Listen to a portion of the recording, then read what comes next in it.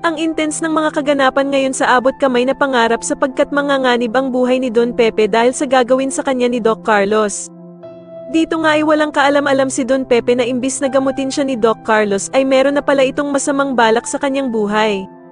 Samantala ay magugulantang ang lahat dahil sa biglang pagkakaroon ng cardiac arrest ni Don Pepe dahil nga sa pagkakaalam ng lahat ay maayos na ang lagay niya at bigla naman itong mangyayari sa kanya. Kaya naman ay agad na pupunta nga ang lahat kay Don Pepe at dito nga ay maabutan nila si Doc Carlos na nagkukunwaring nire-revive ang kanilang amang si Don Pepe kahit na ang totoo ay gusto na talaga niya itong mamatay. Wala namang ibang magagawa sila Doc Robert at Giselle kundi umiyak at magyakapan habang nire-revive ang kanilang amang si Don Pepe. Samantala matapos ngang walang makuhang fingerprints ang mga pulis kay Moira mula sa medical equipment sa kanilang hideout ay sunod naman nilang kukuhanan ng fingerprints ang anak niyang si Zoe.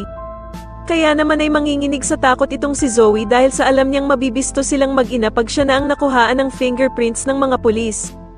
At dito nga ay hindi na makakapayag ang bruhang si Moira at gagawin nga nito ang lahat para mapigilan ng mga pulis sa pagkuha nila ng fingerprints sa anak niyang si Zoe.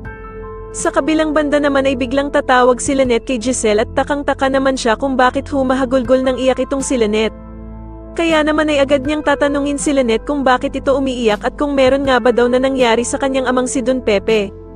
Sa tingin niyo tuluyan nga kayang napatay ni Doc Carlos si Don Pepe o magawa kayang maisahan ni Don Pepe ang traidor na si Doc Carlos? Mas lalo na nga talagang nagiging exciting ang mga susunod na kaganapan kaya naman ay mas lalo pa nating abangan ang mas lalong gumigandang abot kamay na pangarap. Maraming salamat po sa inyong panonood at sana po ay mas subscribe niyo ako. Maraming salamat po.